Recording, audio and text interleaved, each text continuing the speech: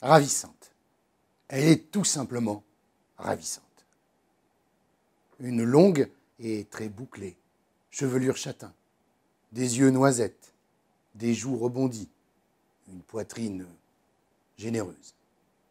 Louise de Keroual est la dame de compagnie d'Henriette, la belle-sœur de Louis XIV et, accessoirement, si j'ose dire, la sœur de Charles II, le roi d'Angleterre. Elle va faire la connaissance du souverain britannique lors d'une visite avec Henriette.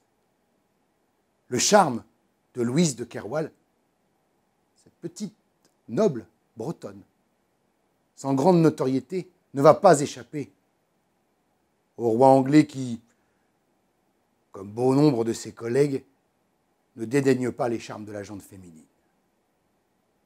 L'histoire aurait pu s'arrêter là. Seulement voilà, elle ne fait que commencer. Pourquoi ? Parce que le roi Soleil a des intentions. Il a très bien remarqué que Charles II n'était pas insensible aux charmes de Louise de Keroual.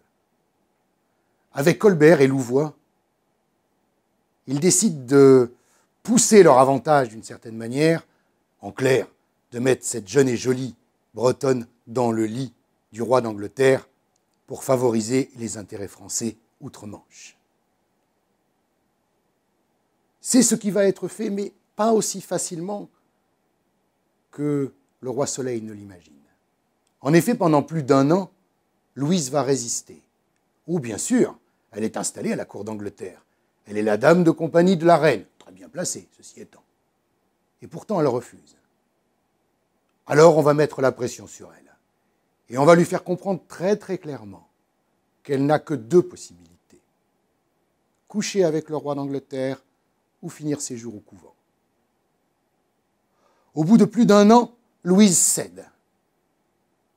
Et elle va essayer tant bien que faire, ce qui n'est pas si simple, de favoriser les intérêts français, dans un pays où le catholicisme n'est pas si bien vu qu'il ne l'est à la cour de Versailles. Elle y parviendra. Elle sera même à l'origine d'un certain nombre de découvertes ou d'appétences, on va dire, nouvelles du roi, comme l'observatoire de Greenwich, par exemple.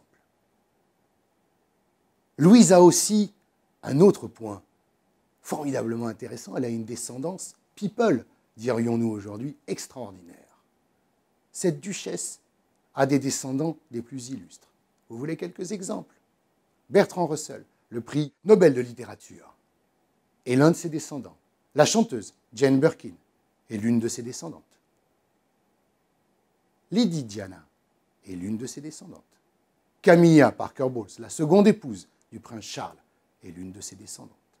Au total, alors qu'elle n'a eu qu'un seul fils, cette duchesse a eu 6000 descendants qui pourraient nourrir, semaine après semaine, les unes des presse people.